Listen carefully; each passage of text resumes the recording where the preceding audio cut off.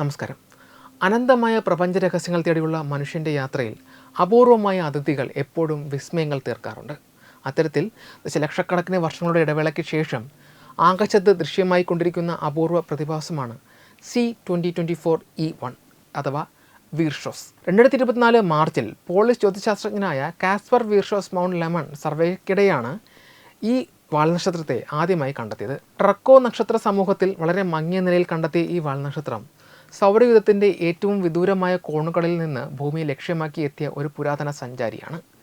സൗരയൂഥത്തിൻ്റെ അതിർത്തിക്കപ്പുറമുള്ള ഓർട്ട് cloud എന്ന ഹിമവസ്തുക്കളുടെ മേഖലയിൽ നിന്നാണ് വീർഷോസിൻ്റെ വരവ്.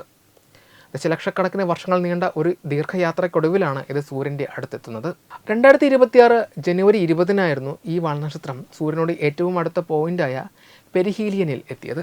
ആ സമയത്ത് സൂര്യനിൽ നിന്ന് ഏകദേശം 85 ദശലക്ഷം കിലോമീറ്റർ മാത്രം അകലെയായിരുന്നു ഇത്.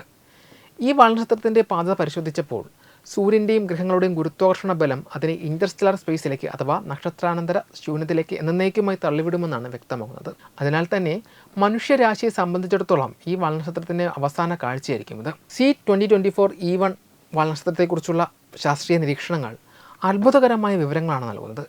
ജെയിംസ് വെബ് സ്പേസ് ടെലിസ്കോപ്പ് നടത്തിയ നിരീക്ഷണങ്ങൾ പ്രകാരം ഈ വാൽനക്ഷത്രത്തിലെ പ്രതിഭാസങ്ങൾക്ക് പിന്നിൽ കാർബൺ മോണോക്സൈഡിനേക്കാൾ കാർബൺ ഡയോക്സൈഡ് വാതകമാണ് പ്രധാന പങ്കുവഹിക്കുന്നത്. ഇതിൻ്റെ ന്യൂക്ലിയസ് അഥവാ മധ്യഭാഗം ഏകദേശം 2 മുതൽ 10 കിലോമീറ്റർ വരെ വീതിയുള്ളതാണ്. സൂര്യനോട് അടുക്കുംതോറും ഇതിന് ചുറ്റും വാതകങ്ങളുടെയും പൊടിപടലങ്ങളുടെയും ഒരു വലിയ മേഘപടലം രൂപപ്പെട്ടിട്ടുണ്ട്. വാലുപോലെ നീളത്തിൽ കാണപ്പെടുന്ന ഗ്യാസ് പാളിക്ക് ആകാശത്ത് 1 ഡിഗ്രി വരെ നീളമുണ്ടെന്നാണ് കണക്കാക്കപ്പെടുന്നത്. ജനുവരി 1 ശുക്രഗ്രഹത്തിന് വളരെ അടുത്തുകൂടി കടന്നുപോയ ഈ വാൽനക്ഷത്രം ഭൗമനിരീക്ഷകർക്ക് മികച്ച അവസരമാണ് നൽകിയത്. നിലവിൽ ഈ വാൽനക്ഷത്രം ഇന്ത്യൻ ആകാശത്ത് സന്ധ്യാസമയത്ത് ദൃശ്യമാണ്. നഗ്നനേത്രങ്ങൾ കൊണ്ട് കാണാൻ അല്പം പ്രയാസമാണ് എങ്കിലും ബൈനോക്കുലറുകളിലൂടെയോ ചെറിയ ടെലിസ്കോപ്പുകളിലൂടെയോ ഇതിനെ വ്യക്തമായി കാണാൻ സാധിക്കും. ഏകദേശം 6.5 മുതൽ 7 വരെ മാഗ്നിറ്റ്യൂഡിലാണ് ഇതിപ്പോൾ ദൃശ്യമാകുന്നത്. ഭൂമിയിൽ നിന്ന് ഏകദേശം 93 ദശലക്ഷം മൈൽ അകലെയാണെങ്കിലും വൈകുന്നേരങ്ങളിൽ ആകാശത്ത് സൂര്യനിൽ നിന്ന് 22 ഡിഗ്രി മാറിയാണ് ഇതിൻ്റെ സ്ഥാനം.